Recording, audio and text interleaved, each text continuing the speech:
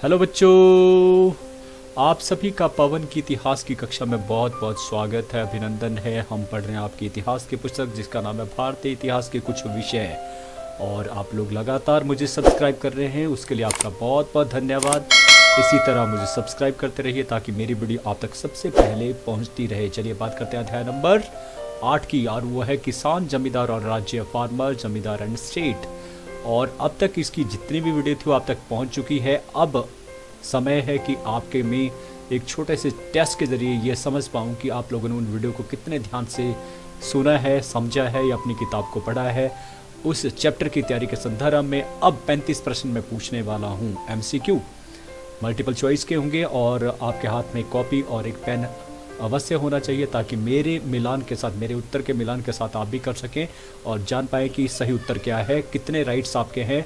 वो आपकी सक्सेस के ऊपर डिपेंड करता है। चलिए तैयार होंगे, शुरू करते हैं। पहला प्रश्न ये रहा, आईन अकबरी किसकी रचना है, किसने लिखी है, उसके बारे में आपको बताना है। अबुल फजल, इब्न बतूता, अल-बरूनी या मलिक मोहम्मद जायसी। सही उत्तर है अबुल फजल। अकबर का दरबारी था, इतिहासकार था और इसके द्वारा लिखी गई आईन अकबरी अकबर के शासनकाल को जानने का सबसे स्टिक जो है वो ये पुस्तक है या ग्रंथ है। चलिए दूसरा प्रश्न ये रहा, आईन अकबरी का लेखन कार्य कब समाप्त हुआ एंड कब हुआ। 1566, 98, 84 या 21। सही उत्तर है 98 में, 1598 ईस्वी में जब अकबर का 42 वर्ष का शासन हो चुका था उस समय ये आईन अकबरी का लेखन कार्य समाप्त कर दिया गया था। तीसरा प्रश्न ये रहा, आईन के कितने भाग हैं, बताने हैं आपको। 4, 5, 6 या 7। सही उत्तर है 5 भागों में विभाजित है आईन। चौथा, मुगल काल में भू राजस्व वसूली करने वाले अधिकारी को क्या कहा जाता था, अधिकारी का नाम आपको बताना है। नायब ए ममलिकात, अमील गुजार, मीर बख्शी, पेशवा। सही उत्तर है अमील गुजार को जो है वो भू राजस्व वसूल उस समय करना पड़ती थी। पांचवा प्रश्न ये रहा, कुएं अथवा तालाब से जल निकालने के लिए उपयुक्त किए जाने वाले यंत्र का नाम बताना है। कौन सा यंत्र था जिसके द्वारा कुएं और तालाब से पानी निकाला जाता है। रहट, नहट, तहट या फिर इनमें से कोई नहीं। सही उत्तर है रहट। ठीक है, अगला प्रश्न ये रहा, छठा प्रश्न, मुगल काल में गांव के मुखिया को क्या कहा जाता था। कई बार प्रश्न पूछा जाता है, मुकद्दम या मंडल, मनसबदार, मुखिया या अमील गुजार। सही उत्तर है मुकद्दम या मंडल, दोनों ही नाम से जब पुकारा जाता था। सातवां प्रश्न, रहट का प्रयोग सबसे पहले किस शासनकाल में हुआ था, बताना है आपको। रहट बता दिया अभी क्या यंत्र है, मौर्य काल, अंग्रेजी काल, गुर्जर प्रतिहार काल में या मुगल काल में। सही उत्तर है मुगल काल में इस यंत्र का इस्तेमाल सबसे पहले किया गया था। अपने आप में एक बहुत बड़ी अचीवमेंट थी। आठवां क्वेश्चन, भारत में मुगल साम्राज्य की स्थापना कब हुई, कौन से सन में। 1739, 56, 26 या 1505। सही उत्तर है पानीपत का प्रथम युद्ध 1526। बाबर और इब्राहिम युद्ध की लड़ाई होती है और इसमें बाबर की विजय होती है और इस प्रकार से भारत में मुगल साम्राज्य का स्थापना होती है। मेरी तबीयत थोड़ी सी ठीक नहीं है तो इसलिए बीच बीच में खांसी हो रही, उसके लिए मैं क्षमा चाहता हूँ पहले ही। प्रश्न नंबर 9, अकबरनामा की रचना किसने की थी, अकबरनामा किसने लिखा था, आपको बताना है। अमीर खुसरो, अल-बरूनी, इब्न बतूता या अबुल फजल। सही उत्तर है बताना है आपको। अभी जो नाम लिया था इतिहासकार का तो वो था अबुल फजल। 10वां प्रश्न, दीन इलाही संबंधित है, ये जो धर्म था किसने चलाया था, ये मुगल शासक ही थे। नाम बताना है, बाबर, हुमायूं, अकबर या औरंगजेब। सही उत्तर है अकबर ने जो है नया धर्म चलाया था जिसमें हिंदू, इस्लाम या दूसरे जितने भी उस समय धर्म थे उनकी शिक्षाओं का एक संक्षिप्त जो है वो अध्याय था। तो ये धर्म ज़्यादा समय तक नहीं चल पाया था क्योंकि अकबर ने इस धर्म को, दीन इलाही धर्म को, तो जो उसने ईजाद किया था उसके लिए एक तरह से कोई कानून नहीं बनाया गया था या अपने राजधर्म घोषित नहीं किया गया था। अगर ये राजधर्म घोषित होता था शायद आज ये धर्म यहाँ इस धरती पर जीवित होता, तो ऐसा नहीं है। 11वां प्रश्न, 16वीं शताब्दी में भारतीय गांव में जो अनेक बाहरी ताकतें दाखिल हुई थी वो क्या क्या थी। मुगल राज्य, व्यापार, मुद्रा और बाजार, इनमें से सभी। 16वीं शताब्दी में क्या आया, मुगल राज्य भी आया और उनके साथ व्यापार भी आया, मुद्रा बाजार भी आया और ये सभी आए, तो सही उत्तर है इनमें सभी।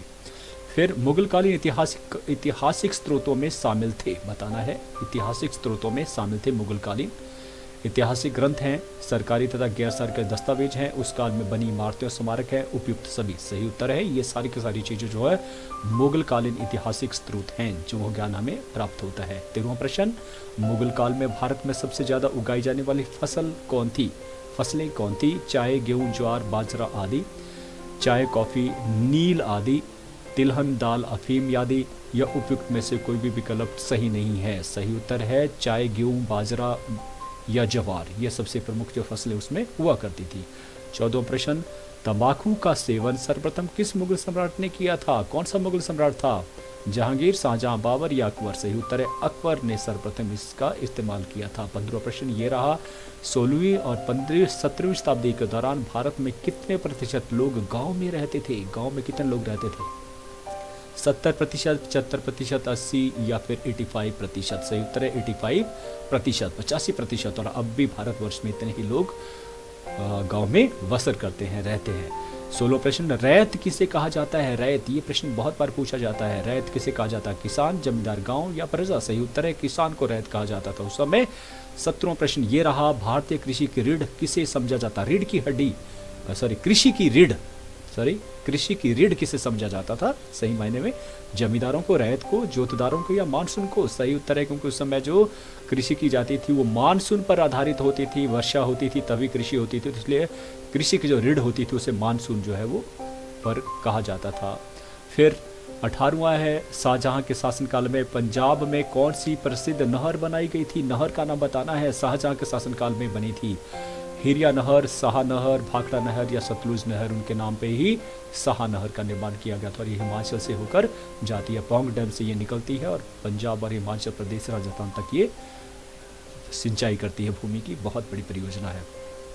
20वां प्रश्न, मुगल काल में चावल की सबसे अधिक फसलें या किस्में कहाँ पर उगाई जाती थी? आपको बताना है। ऑप्शंस रहेंगी ये बंगाल, आगरा, पंजाब या दिल्ली? सही उत्तर है बंगाल में। 21वां प्रश्न ये रहा, 17वीं शताब्दी में नई दुनिया में लाई गई फसल कौन सी थी? 17वीं शताब्दी में जो नई फसल आई थी वो कौन कौन सी थी? टमाटर थे, आलू थे, मिर्च थे या उपरोक्त सभी? सही उत्तर ये सारी की सारी 17वीं शताब्दी में ही आई थी, टमाटर, आलू और मिर्च। फिर आता है 22वां प्रश्न, मुगल काल में भूमिहीन किसान को क्या कहा जाता था? भूमिहीन, जिसके पास किस भूमि नहीं थी, उनके कहा जाता था पहिकास्त, खुदकास्त, कमीन या फिर रैयत? किसानों को रैयत कहा जाता है, खुदकास्त को मालूम जो खुद करता था, पाही जो दूसरी की करता था, लेकिन कमीन कहा जाता था भूमिहीन किसान को। 23वां प्रश्न है, अंतिम मुगल शासक कौन थे या बादशाह कौन था? क्योंकि बादशाह की उपाधि धारण करते थे ये, सम्राट नहीं बोलते थे, बादशाह। मुगल बादशाह अंतिम कौन थे?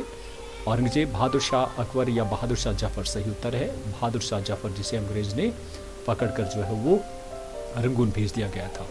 फिर 24वां प्रश्न है, वस्तुओं तथा एवं सेवाओं के लेन देन को क्या कहा जाता था? वस्तुओं का लेन देन जो होता है उसे क्या कहा जाता था? उसे किरमानी कहा जाता है, जजमानी कहा जाता है, वतन कहा जाता है या नकदी कहा जाता है? सही उत्तर है जजमानी, याद रखना है, सही वर्ड है जजमानी। 25वां प्रश्न ये रहा, अंग्रेजों ने भारतीय गांव को एक छोटा गणराज्य कब कहा? छोटा गणराज्य 15वीं शताब्दी में, 16वीं शताब्दी में, 18वीं शताब्दी या 19वीं शताब्दी में? सही उत्तर है 19वीं शताब्दी में जाकर इन्होंने इसे क्या माना? छोटे गांव को गणराज्य कहा। फिर मुगल काल में कितने प्रतिशत भाग पर जंगल थे? 20, 30, 40 या 50? सही उत्तर है 40% के ऊपर जो है वो जंगल हुआ करते थे। 27वां प्रश्न, पायक कौन थे? पायक बताना है, पायक कौन थे? पैदल सैनिक, घुड़सवार, दुर्ग के रक्षक, इनमें से कोई नहीं। सही उत्तर है पैदल सैनिक को पायक कहा जाता था।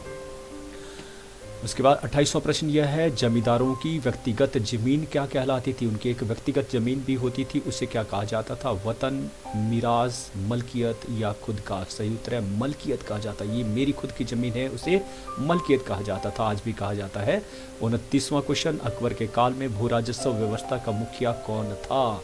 भू राजस्व व्यवस्था किसके हाथ में थी? बागडोर, बीरबल, टोडरमल, मानसिंह या वुल्फजल? कौन सा मंत्री था? सही उत्तर है टोडरमल, याद होगा आपको, उसने बहुत सारे सुधार जो अकबर के शासनकाल में भूमि से लेकर किए थे। 30वां प्रश्न, मुगल काल में अमील गुजार कौन था? अमील गुजार के बारे में हमने पढ़ लिया था। भू राजस्व अधिकारी, गांव का मुखिया, नगर का अधिकारी या न्याय अधिकारी? सही उत्तर है भू राजस्व अधिकारी। फिर 31वां प्रश्न, बटाई प्रणाली को किस अन्य नाम से भी जाना जाता है? बटाई प्रणाली, यस, बताना है कनकूत, भाओली, नसक या हस्तओबद्ध। सही उत्तर है भाओली भी कहा जाता था बटाई प्रणाली को। फिर 32वां प्रश्न, मुगल काल में उस जमीन को क्या कहते थे जिस पर प्रत्येक वर्ष खेती की जाती थी? याद होगा आपको, अलग अलग तरह से जिसके ऊपर एक वर्ष में फिर 2 वर्ष में ऐसे खेती की जाती थी, उनको बांट दिया गया था, परूती, छच्छर, बंजर और पोलस। तो कौन सी जमीन थी जहाँ पर प्रत्येक वर्ष जो है खेती होती थी, सबसे उपजाऊ वाली थी वो थी पोलस। सही उत्तर है पोलस। 33वां प्रश्न, श्योरगल से क्या अभिप्राय है? श्योरगल किसे कहा जाता था? दान में दिया गया राजस्व अनुदान, ब्राह्मणों को दान में दिया गया अनुदान, विद्वानों को दान में दिया गया अनुदान या उपरोक्त सभी? सही उत्तर है दान में दिया गया राजस्व अनुदान को श्योरगल कहा जाता था। सेकंड लास्ट पहुंचने वाले हैं। 34वां प्रश्न ये रहा है, आईन अकबरी को कितनी बार संशोधित किया गया था? संशोधन कितनी बार किया गया था वो बताना है, 4, 5, 6 या 7? सही उत्तर है 5 बार इसको संशोधित किया गया था। और 35वां प्रश्न ये रहा, आईन अकबरी निम्नलिखित में से किस पर चर्चा करती है? इसके बारे में क्या कहा गया? आईन अकबरी में किसके संदर्भ में? मुगल दरबार के बारे में, मुगल प्रशासन के बारे में, मुगल राजस्व के स्रोत के बारे में, उपरोक्त सभी। ये सभी चीज़ें उसमें जो है वो आती हैं। ठीक है, उपरोक्त सभी। तो देख लीजिए आपके कितने प्रश्न जो है वो सही हैं। जिसके 35 के 35 हैं उसको बताने की कोई आवश्यकता नहीं है, जितना कम होता चलेगा आपकी उतनी ही मेहनत आपको करना पड़ेगी। अब चलते हैं जो प्रश्न हमने पढ़े उसी को फिर से जो रिवीजन के तौर पर देखते हैं, अब कितना आपको याद रहा है वो इम्पॉर्टेंट है कि थोड़े से समय में जो आपने पढ़ा उसको कितनी देर तक आप याद कर सकते हैं, उसी संदर्भ में ये है। चलिए रिक्त स्थान की पूर्ति करो। मुगल काल के सभी गांव में दस्तकारों की संख्या, ये जो है थोड़ा सा भूल गया मैं, ये 25% थी। याद रखना दस्तकार क्या होते थे? जो टोकरियाँ बनाते, बर्तन बनाते, कुछ और थे तो इनके दस्तकार कहा जाता था। तो वो 25% लोग जो है गांव में हुआ करते थे लगभग। फिर 16वीं 17वीं शताब्दी में डैश लोग गांव में रहते थे। कितने प्रतिशत लोग जो गांव में रहते थे याद होगा आपको? सही है बिल्कुल 85% जो लोग घर में गांव में रहते थे। इन लोगों का प्रमुख व्यवसाय क्या था? क्या प्रमुख व्यवसाय था? उद्योग, कृषि या पशुपालन? सही उत्तर है कृषि। फारसी स्रोतों में किसान के लिए डैश कौन सा शब्द याद होगा आपको? किसानों को क्या कहा जाता था? वो था रैत। याद रखना रैत, है ना। और इसके अलावा भी और एक शब्द जो है इस्तेमाल किया था, रैत अथवा मुजरियान भी कहा जाता है। याद रखना मुजरियान भी कहा जाता था। और कुछ स्रोतों में उन्हें आसामी भी कहा गया है। याद रखना ये तीनों ही शब्द कृषि के लिए कृषक के लिए जो है इस्तेमाल किए गए, किसान के लिए रैत, मुजरियान और आसामी। भारत में उस समय 2 तरह के किसान हुआ करते थे और उन्हें क्या कहा जाता था? पहली तरह कहते थे पाही काश्त, खुद काश्त, और दूसरे को कहा जाता था पाही काश्त। खुद काश्त क्या होते थे? जो अपनी जमीन में, उसी गांव में उनकी जमीन होती थी और वहां वो अपने सदस्यों की सहायता से, परिवार के सदस्यों की सहायता से काश्त करता था, खेती करता, उसे कहा जाता खुद काश्त। लेकिन अब उसकी ज़मीन जो है वो कहीं दूसरे गांव में मिल गई है, तो उस ज़मीन को खेती करने के लिए वो दूसरे लोगों को साथ लेता था अपने परिवार के अलावा, तो उसे कहा जाता पाही काश्त। तीसरा जो प्रश्न रिक्त स्थान हुआ है, शाहजहां के शासनकाल में पंजाब में बनी डैश सर्वाधिक उल्लेखनीय है? कौन सी जो नहर थी वो बनाई गई थी? वो थे शाह नहर। याद रखना कौन सी नहर थी वो? शाह नहर। चौथा है, मुगल काल में पंचायत का मुखिया डैश क्या कहलाता था? 2 तरह के नाम थे, पढ़ चुके हम। क्या कहा जाता था उसको? मुकद्दम कहा जाता था और मंडल भी कहा जाता था। याद रखना। और उसका चुनाव गांव के बुजुर्ग सर्वसम्मति से करते थे और पूरी भारत में सभी विवाह मंडल की मौजूदगी में होते थे। याद रखना मंडल की मौजूदगी में होते थे। महाराष्ट्र में ग्रामीण दस्तकारों को दी जाने वाली जमीन को डैश अथवा डैश कहा जाता था? बड़ा इंपॉर्टेंट क्वेश्चन। क्या कहा जाता था? उसे कहा जाता था मीरास और वतन कहा जाता था। याद रखना मीरास और वतन कहा जाता था जो ग्रामीण दस्तकारों को दी जाती थी। छठा प्रश्न, उस समय सामान्य तौर पर वस्तुओं और सेवाओं का क्या होता था आपस में? विनिमय। उस व्यवस्था को कहा जाता विनिमय, कि चीज के बदले में चीज लेना, उसे कहा जाता विनिमय। उदाहरण के तौर पर यदि कोई लोहार जमींदार के यहाँ पर काम करता था तो जमींदार उसे उसकी सेवाओं के बदल क्या दे देता था? फसल दे देता था, दाने दे देता था। तो इस प्रकार से ये काम चलता था। इसे डैश व्यवस्था भी कहते हैं। इसे और तरह की व्यवस्था भी कहा जाता है। कौन सी व्यवस्था हुई है ये आपको बताना है। इसे कहेगा जजमानी जो है वो व्यवस्था भी कहते थे। और ऐसा सोचना गलत है कि उस समय नकदी नहीं चलती, नकदी भी चलती, लेकिन अधिकतर काम कैसे चलते थे? विनिमय के द्वारा, और जैसे जजमानी। फिर मुगल काल में डैश भाग में जंगल थे, ये पढ़ चुके हैं आप। कितने प्रतिशत भाग पे? बिल्कुल सही बोला, 40% भाग पर जंगल था और उस समय जंगल झारखंड सहित पूरे पूर्वी भारत, मध्य भारत, उत्तरी भारत, दक्षिण भारत के पश्चिमी घाट और दक्कन के पठार सम्मिलित थे, इसमें ये फैले हुए थे। असम में अहोम राजाओं के अपने पायक होते थे, बिल्कुल सही है, पायक होते थे। और पायक वे लोग होते थे जो भूमि के बदले में क्या करते थे, कौन सी सेवा करते थे, सैनिक सेवा जो है वो करते थे, इसलिए उनका नाम जो पायक था। नौवां आता है प्राथमिक जमींदार, वे जमींदार होते थे जिनके पास विस्तृत व्यक्तिगत जमीन होती थी। इसे डैश कहा जाता था, इसे डैश कहा जाता था, क्या कहा जाता था, जिनके पास व्यक्तिगत जमीन होती थी। ये प्रश्न भी मैंने आपसे पूछा था, उसे कहा जाता था मलकियत, आज भी कहा जाता है। आईन अकबरी, अकबर के दरबारी इतिहासकार डैश का एक बहुमूल्य ग्रंथ है, इतिहासकार का नाम बताना है, वो थे अबुल फजल।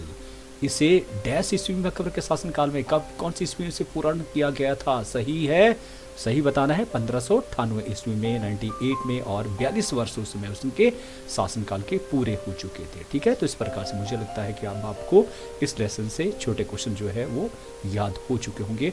मेरी खांसी आपको डिस्टर्ब कर रही थी, उसके लिए मैं माफ़ी चाहूँगा। मैं बहुत बीमार हूँ, टेम्परेचर भी है, हो सकता है मैं उतने एनर्जी के साथ इस वीडियो को नहीं बना पाया, लेकिन फिर भी मेरा प्रयास है कि मैं आप तक ये जो भी नॉलेज है वो सही टाइम तक जो है वो पहुंचा सकूं। आपके पेपर है इसलिए मुझे ये बनाना ही पड़ा, तो माफ़ी चाहूँगा।